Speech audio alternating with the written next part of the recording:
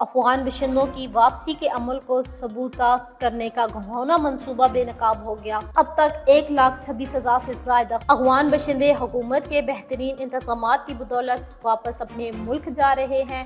ملک دشمن قوتیں اس عمل کو سبوتاژ کرنے کے لیے متحرک ہو چکی ہیں۔